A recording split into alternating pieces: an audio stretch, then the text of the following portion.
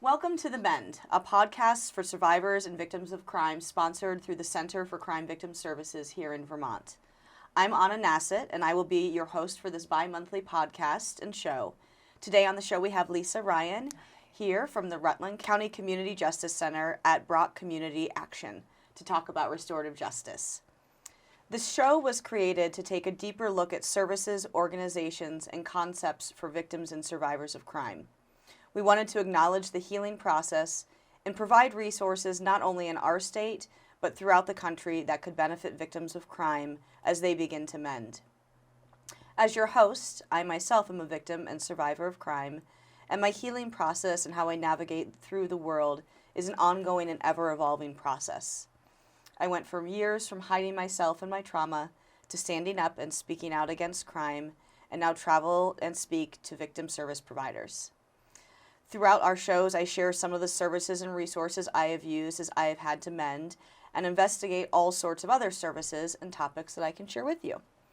Our hope with this show is that everyone who has been a victim of crime knows they are not alone as they mend.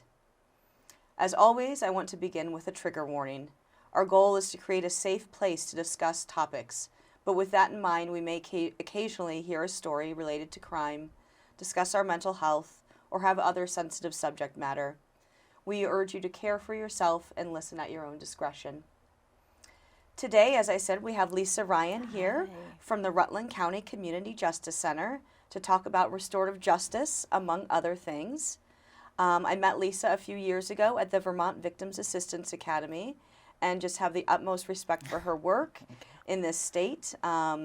She is the program director for Rutland County Community Justice Center at Brock Community Action.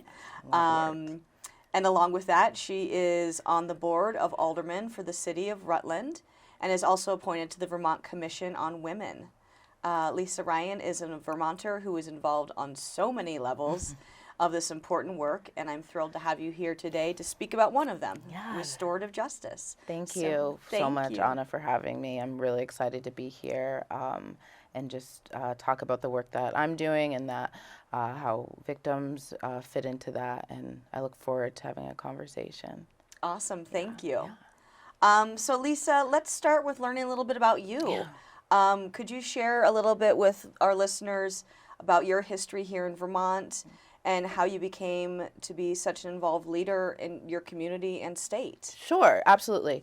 So I was raised in Rutland City, Vermont, and I went to Rutland City Public Schools, played sports and, was just kind of involved in the community at a young age as far as just being involved in a lot of things.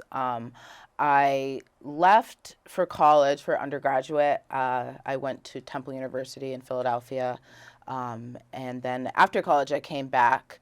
When I came back to Rutland, it was very different than what I had seen earlier in my life and what I think I was used to. There was a lot more crime, some different issues going on with race and just I saw a lot of people treated not how I had remembered Rutland. So when I came back, I first of all was really angry and jumped on the bandwagon of this sucks, I hate it here.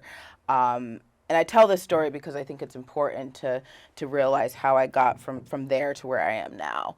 I quickly learned that wasn't a good mindset, that wasn't helpful to have that mindset, and that in order to be part of the change and make the change, I needed to involve myself in the community. So that's really when I started to get involved in the community as far as, running for the Rutland City Board of Aldermen. And I attended grad school at Champlain College for my master's in mediation and applied conflict studies. And that's where I was really introduced to restorative justice. I had some field work that I needed to do. So I volunteered at the local jail, teaching conflict resolution skills to inmates, and through that, I kind of navigated through the restorative justice system and volunteered in various aspects. And then I found myself really loving it and wanting to do more, and that's how I ended up in my position I am now. Awesome. Yeah. That is a great story. And it's amazing what happens when we go, oh, I'm so angry, maybe I should do Right. something Yeah, maybe I should stop about it. complaining and just get involved. Yeah, Yeah. I love that. Okay. That applies to my life as well. I know that one well. So thank you. So today we're here to talk about restorative justice, which is often part of the community justice centers in our state. Could you share with us about the Rutland Community Justice Center at Brock Community Action, and maybe explain what both those terms mean, Right. the history and the services, before we start to take it even closer look at just specifically what restorative justice is?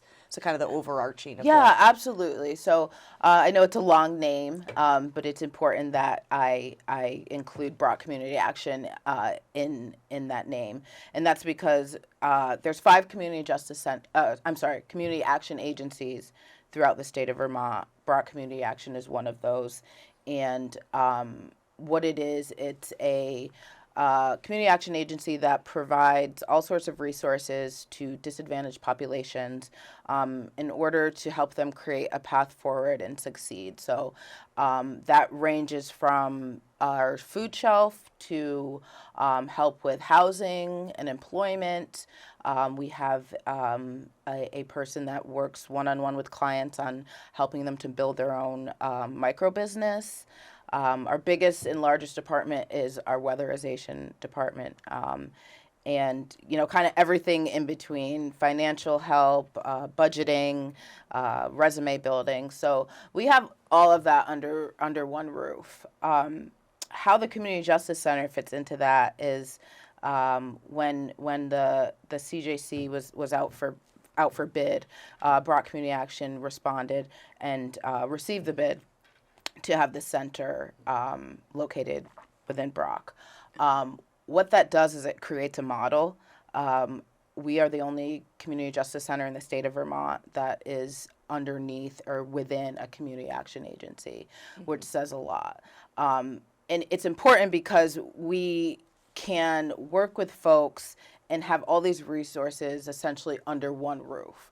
So for lack of a better term, it's kind of like a one-stop shop. So I can have a client I'm working with, and instead of saying, you need to go to this address here in this town or this city, I can make that soft referral in-house and make that like really personal connection and say, well, here's Carol, and she can help you look for housing, and what other needs do you have that we can help with. So having everything under one roof is really advantageous, I would say, in many aspects, not only for our clients, but for the employees at Brock Community Action.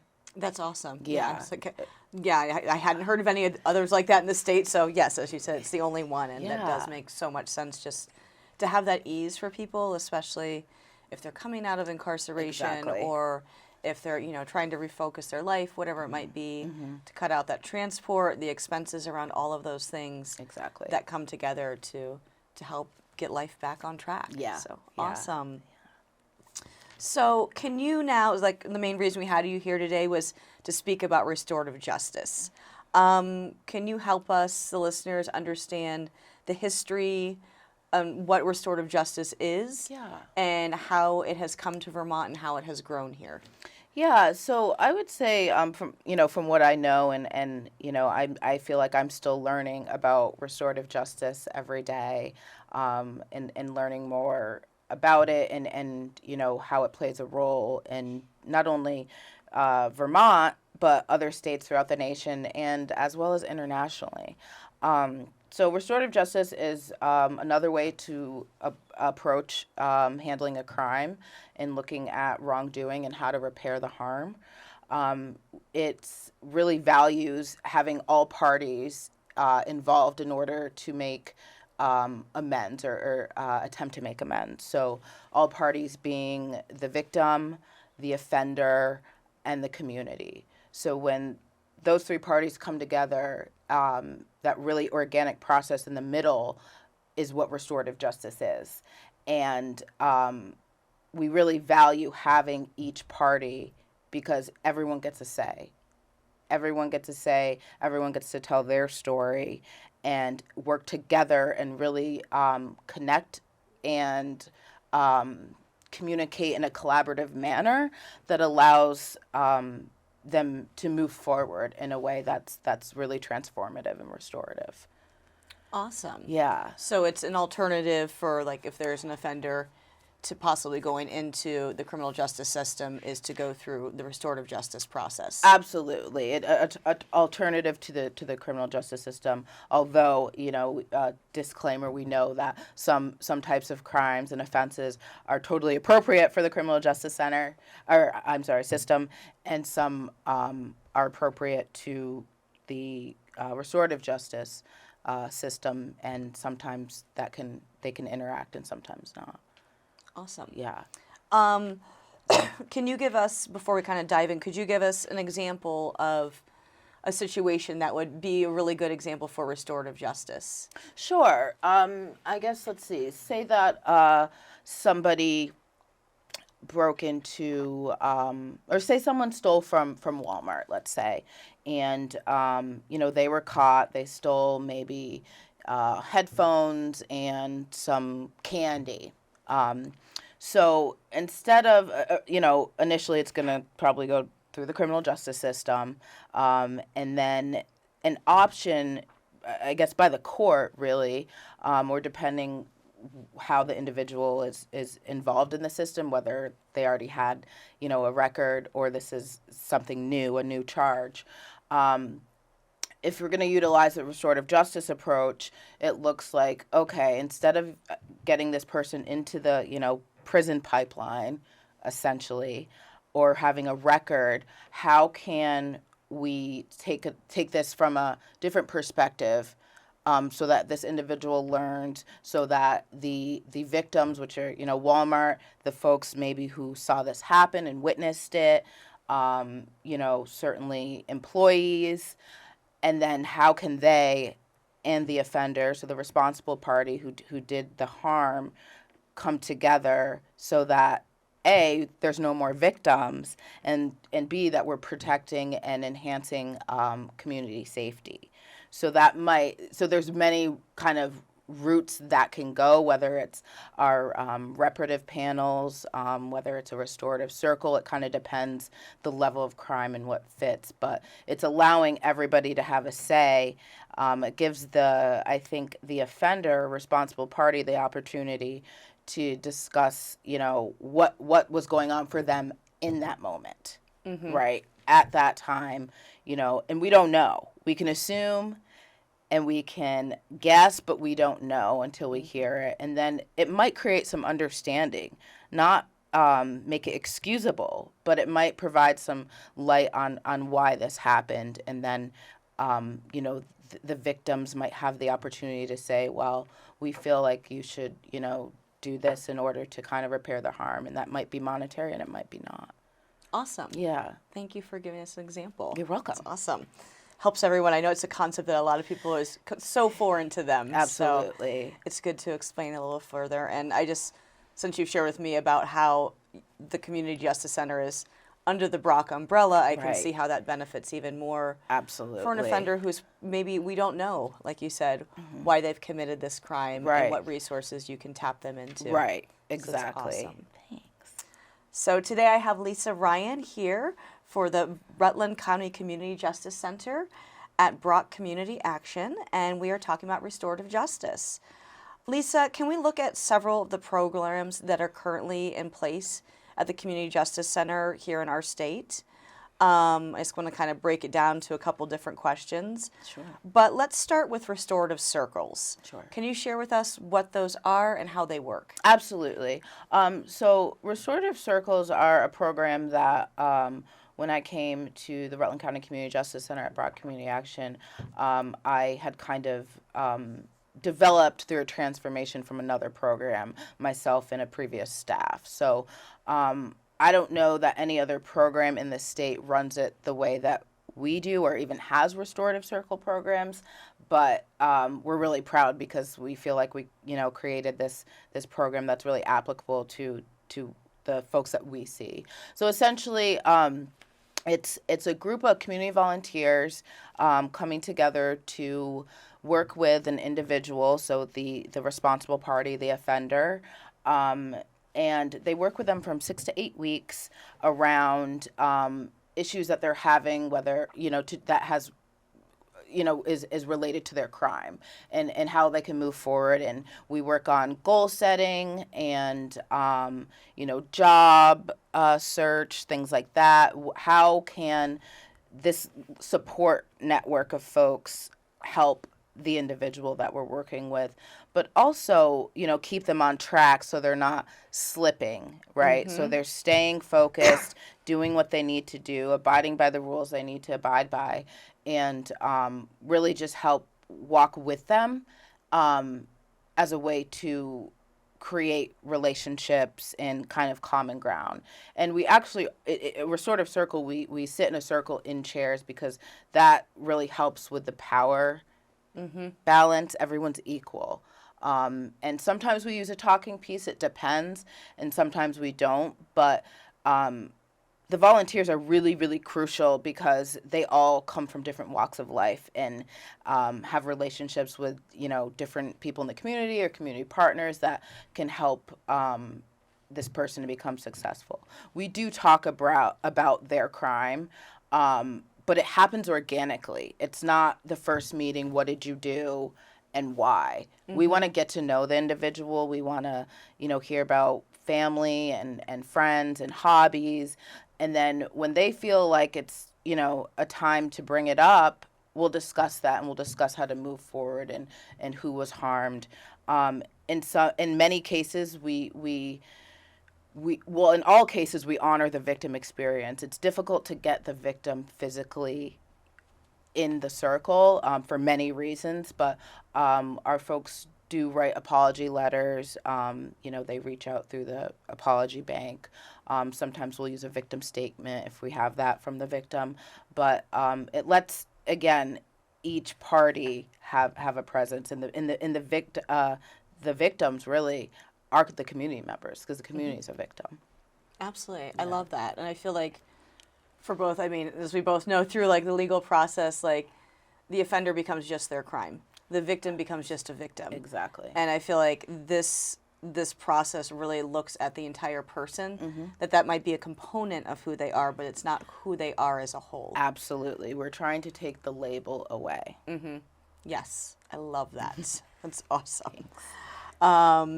So along with that, another program that you have, and I know is throughout the state, is COSAs. Right. Circles of Support and Accountability. Yeah. So we're going to refer to that as COSA. What is a COSA? How does that work for the community? How does that work for the offender? Just kind of explain what that program is. Yeah, COSA is probably the most well-known program throughout the state in community justice centers. Most all of the 20 run them. Maybe there might be one that doesn't. But this is a program that's for folks who have higher level crimes. So, maybe it's a sex offense, maybe it's murder. In some cases, it could be DV or SV. It really depends on the center and who they take and what crimes, and the individual and the resources that are offered. So the referrals really come from probation and parole and DOC. It's hopefully pre-planned, so this individual is getting out, say they have a year until they're released, and the caseworkers and the POs try and work really hard to set this individual up with, in this case, a COSA, so that they have this circle of support and accountability upon release. Now, the model would ideally starts while the person is still incarcerated. So again, it'd be community volunteers, a facilitator like myself or one of my staff, and then we refer to the offender as the core member. So ideally, again, we'd like to start that prior to release so that relationship is built, and then, coming out, it's already established. Again, that depends on a lot of things. Where the individual is incarcerated, it might not even be in Vermont, but upon release might be coming closer to Vermont. But this program is intense in that we work with the individual, the core member, for a year. We meet for an hour a week for an entire year. And, that is, a pretty strict schedule, but it's because likely the individual has been incarcerated for some time, upwards of 10, 15 years sometimes. It really depends on the crime, but long periods of incarceration. Mm-hmm. So that year is really important in helping the individual to reintegrate back into the community. We help them with all sorts of things. Again, as you can imagine, under the roof of Brock Community Action, it might be food, so we can refer them to the food shell, job search, job skills, things like that. But the COSA program, it's such a great model. And again, we couldn't do it without our volunteers. We work very closely with Department of Corrections under this program, as well as probation and parole. And it's really kind of, again, walking with, at a kind of deeper level in a longer period of time with the core member. And again, this is heavily focused on their crime, but it comes up organically. It might be 3 months before, the core member starts talking about what happened and why, and we start really digging in and saying, well, how do we make this so it's not going to happen again? How can we protect the community? How can we have no more victims? And that's the idea of COSA, is really no more victims. It might be offender-centered, but it's really victim-focused. Awesome. Yeah. Yeah, I think that's one of the things I love about restorative justice, is that it is offender-centered, but it's victim-focused. Absolutely. And once again, goes back to what we see in the normal system. It's kind of neither. But no. Yeah. And I think COSA is so important. I got some information about sitting on a circle like a year ago. I was like, I'm not ready for that yet. Like, I am not in my personal healing process where I can do that yet. But something I really am passionate to do down the road. Exactly. It's not for everybody, and rightfully so.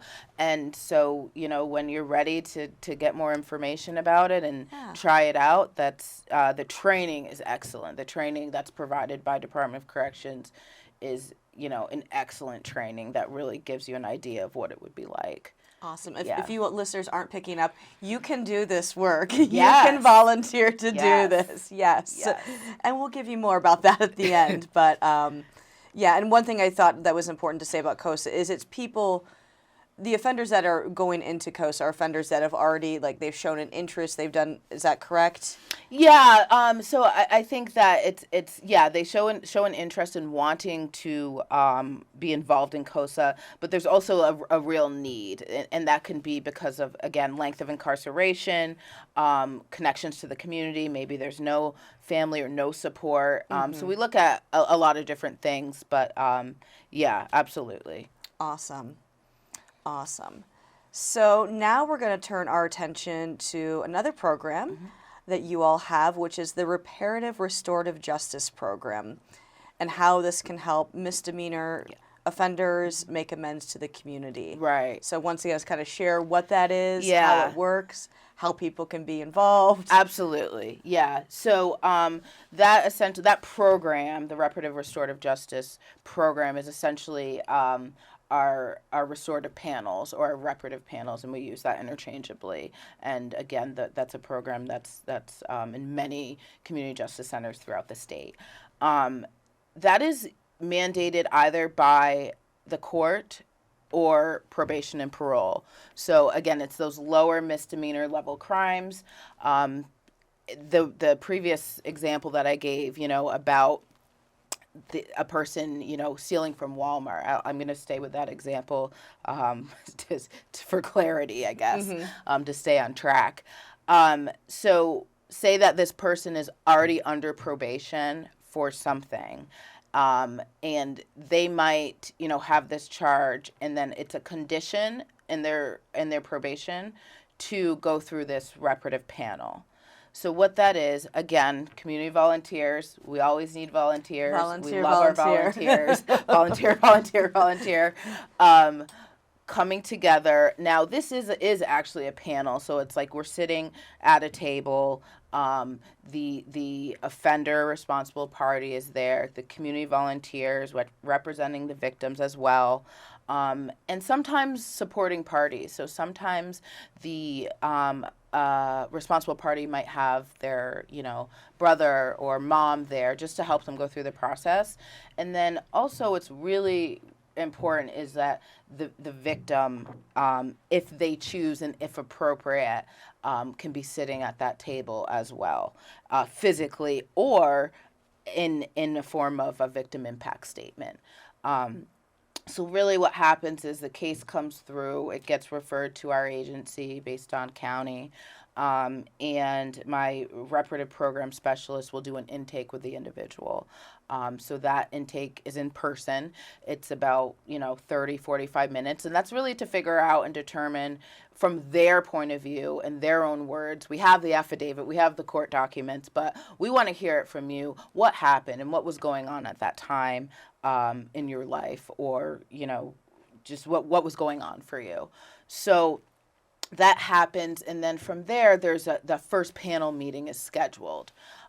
So again, the volunteers, facilitator, maybe supporting parties, maybe victim are present, and that first panel is about an hour, and it's a chance for the responsible party to tell their story, and it's a chance for the community members also to hear what's going on and how they've been affected. And that's a really clear communication that happens. And if it's a victim impact statement or if the victim is there, as you know, both super powerful to the process, and saying to the individual, this is how I believe the harm should be repaired, and this is how I was affected, and this is what I need from you and my community in order to be, feel safe again. So together, and I really want to emphasize together and collaboratively, the responsible party and the volunteers, and again, if the victim is present or involved, come up with a plan, an agreement for how the responsible party is going to repair the harm. So they literally, build an agreement, see what that looks like, have 4 or 5 things. Maybe there's certain hours of something they need to do, or volunteer, whatever it might be. But we want it to be applicable to the person. So we're not going to say, go rake leaves in the park if the person hates, isn't an outdoor person. But what we can do if they are, say, well, how about you help build trails at Pine Hill Park for, 30 hours. And they have 90 days or less to complete this contract. So they come back in 90 days or less. Ideally, it's the same panel, the same volunteers. The victim is not, present at this time. And it's an exit panel, and we say, did you do these things, and where's the evidence and the signatures from, the correct people, and if they did, wonderful. It's sent back to the court and or probation, and that's, a successful completion. If they don't, we still send the results, and, the court handles it from there. But it's a really, really powerful process. And these are usually DUI 1s, first offenses, some DUI 2, theft, things like that. Awesome. Yeah, I got a chance to shadow probably 4 or 5 panels, like not pursuit, but I just shadowed and watched that process and was just completely moved, inspired, just seeing people take accountability for their actions. Exactly. And then I really did love that, like, their give back to the community was really focused on their skills. Exactly. Whether it be like auto repair or cooking meals, just so cool that they could take, like, this is what I'm already good at and passionate about. Right. And give that back. And it allows us to recognize that there is a real human component to this person. It is a person. They've done wrong, but let's kind of build them up so they don't make these mistakes again. Yeah. Awesome. Yeah. So volunteer. It's in every county, volunteer. So I've personally been learning about restorative justice over the last few years, and I really see its importance within shifting criminal justice system. Can you share some of your thoughts or visions for the future of criminal justice with incorporating restorative justice practices as an option? Absolutely. Like, I think that, you know, restorative justice is a gift, really. It's such an organic process that again, takes all parties into account, that allows us to really build community. Um, you know, I don't think a lot of people know about restorative justice, and I think that's part of my job and folks in this position is to educate others around what is restorative justice, what are restorative justice practices, and how do we get there, and how do we learn more. I think we can see across the, at least some states in this nation, that we're trying to get restorative justice embedded in the school system. So, instead of expulsions and suspensions, maybe there's an opportunity for a restorative circle or a panel where this individual can really take responsibility and be held accountable, and then, learn how to repair the harm in their own community, so in their classroom. And it's not just, one meeting or one panel or one circle. It has to, keep going. So we're learning with each other. I find when you send a kid to a planning room and to look at a wall, and that's their punishment, how are they learning to change? Mm-hmm. How are they learning to change their behavior and their actions? And how are they learning how to respect others? They're not, because there's no dialogue. So we really need to start looking at that from a bigger systemic and institutional level for restorative justice. Now, absolutely, some crimes absolutely need to go through the criminal justice system. Yep. Some students absolutely need to be suspended or expelled for certain things. But let's be creative about, what we can do for those that don't need to go that route. Right. So I think, building it into our school systems, making people more familiar with, community justice centers and what we can offer. And then I think from there, it'll really bloom and take its own kind of path of what's appropriate. And it also depends on where you are and, what type of area you're in, what the population is. But it can work, and if it's done right and done with integrity, it will. Absolutely. I love that. Yeah, I think that, I love your example of the kid staring against the wall. What's that? It's the same with a lot of people who are just locked in a cell.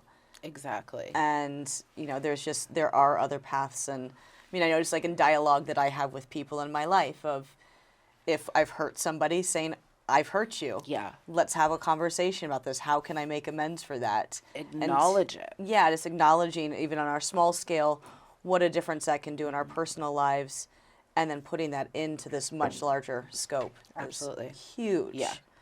Along that path, as we're educating people today, can you tell people ways that they can educate themselves about restorative justice?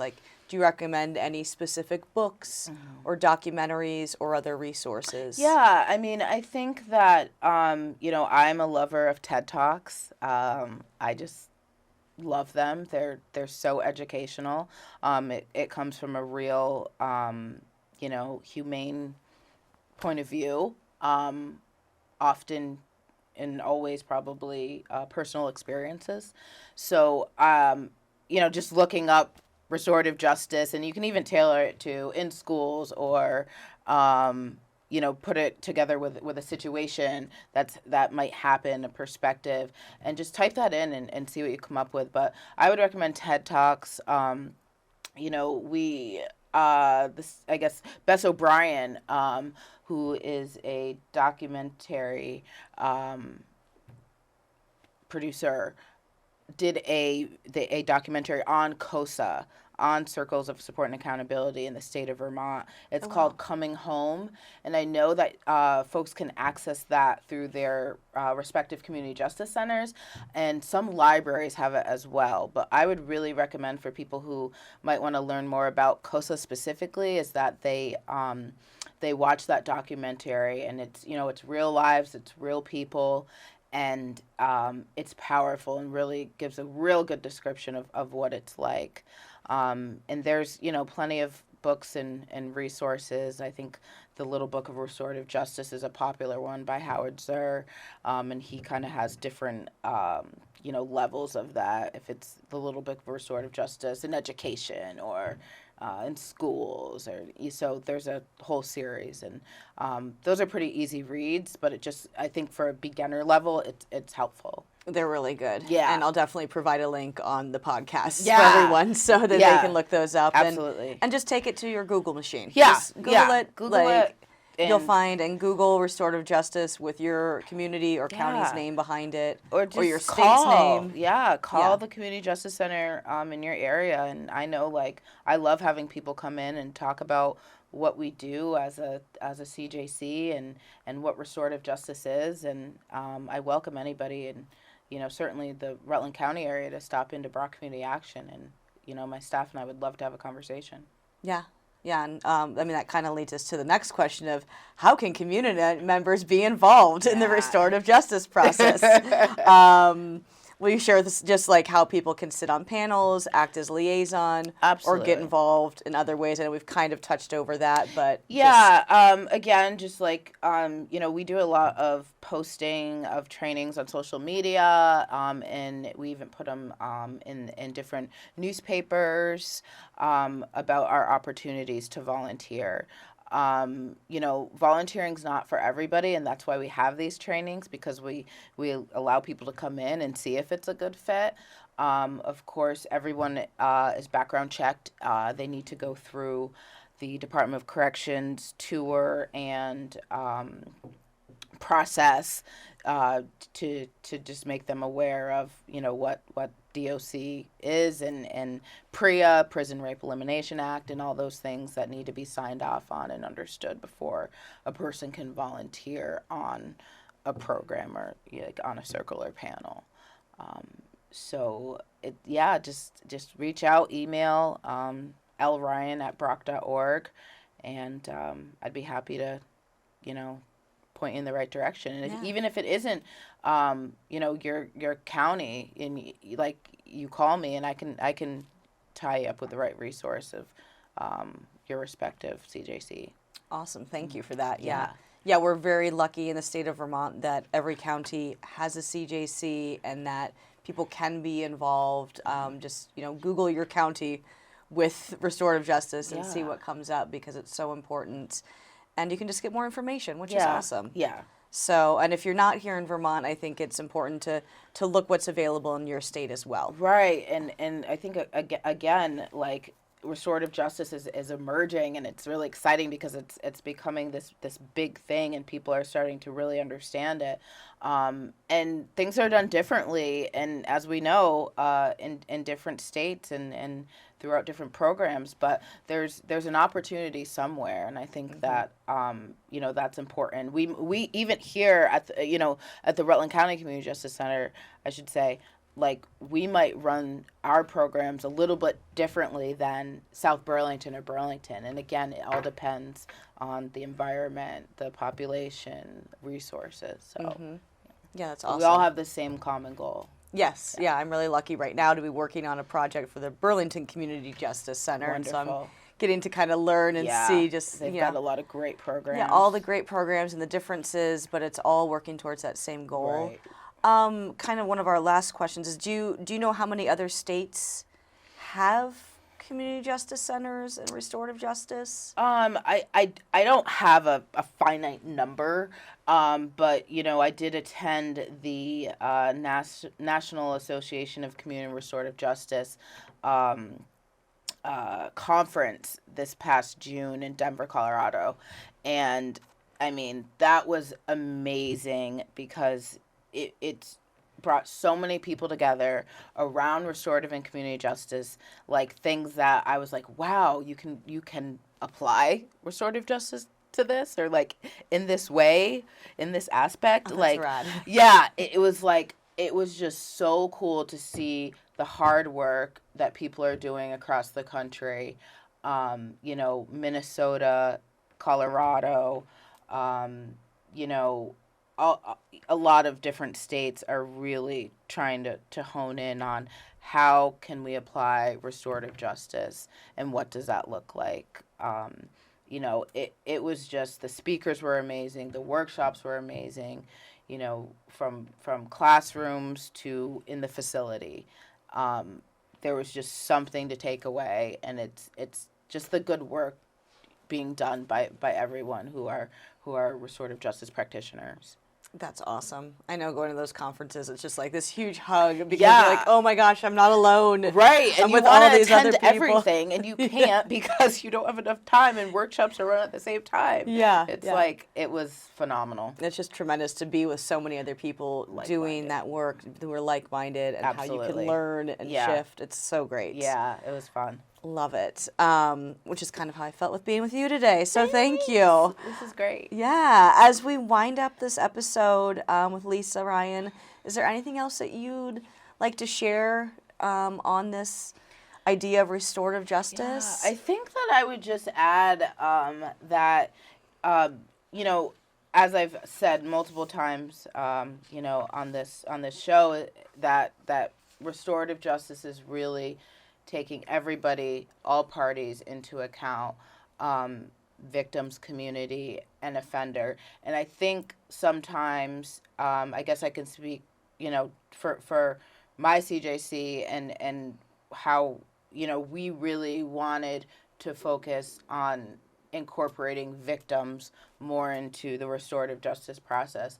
I think as a center for me, and I'm speaking for my center only, as a director, we felt that we weren't doing enough for victims. We weren't being real representative of the victims that is absolutely needed in order for restorative justice to work. So we applied for a grant last August through VOCA, to have a victim liaison embedded in the Community Justice Center that is working with just victims of crime, solely victims, no offenders. And I've got a great person that's doing this work now. We're about a year into it with obviously program development and some staff changes, but really, hitting the pavement hard with working with victims of crime currently where there's no identifiable perpetrator. So, that's crimes like vandalism, theft, burglary, robbery, those types of crimes where the harm's been done, but there's been no arrests made. And there leaves the victim with what? Feeling violated, feeling not restored, not understanding. So as a community justice center with this victim liaison, through Rutland City Police Department, we're getting these crimes, we're working with the officers, we're working with the folks on that other end who have been victimized to determine how can we repair that harm. And it's not, always monetary, and it can't always be monetary, but maybe it's just listening, or maybe it's coming up with a safety plan or connecting to resources for emotional support. But we're working with those folks, letting them know we're here, we care, we're your community, we have your back. And that's just really important. I think a message for me is that I want folks to know that it can be hard to get victims involved for various reasons, but it's so important, and restorative justice won't work without it. I love that. I love that you have a victim liaison. That's really so awesome. Yeah.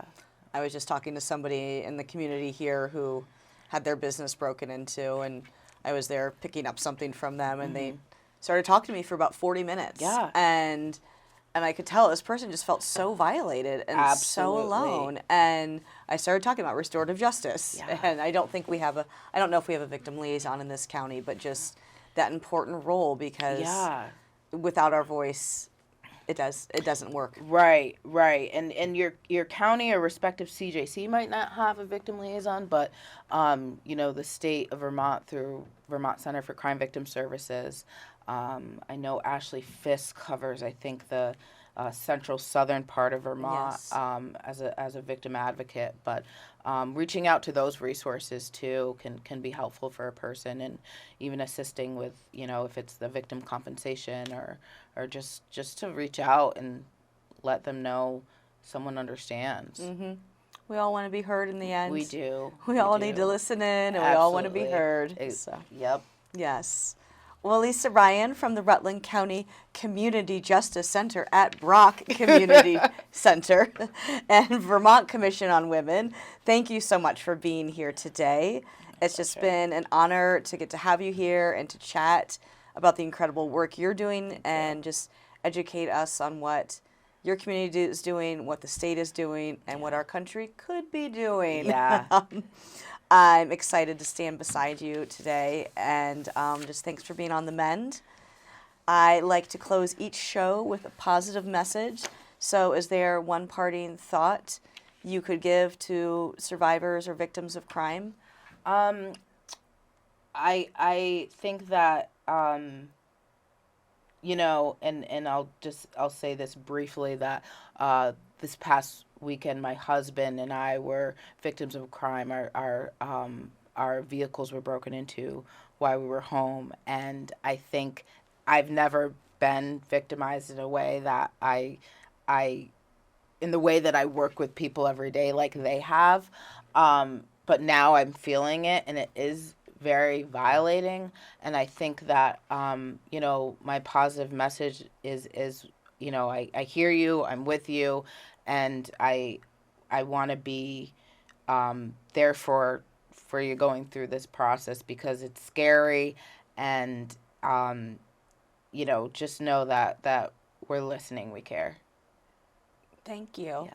Thank Thanks you for for having sharing me. that too. Like, that's a huge violation. So thank you for Yeah. coming up here today just after that. Yeah. The timing was good, if that's the right word. A tough way to tie all of your work in together, though. Yeah. Yeesh. But, we get it. Yeah, thank you so much. Thanks for having me on. Yeah. If anybody would like to learn more about community justice centers and restorative justice, please visit broc.org. That's brock.org. Or Google restorative justice in your county or community. If you have any ideas or questions for upcoming shows, you can contact me at anna@standupresources.com. I'm your host, Anna Nassett, with the Center for Crime Victim Services. Thank you so much for being here today. Be well, be safe. We'll see you next time.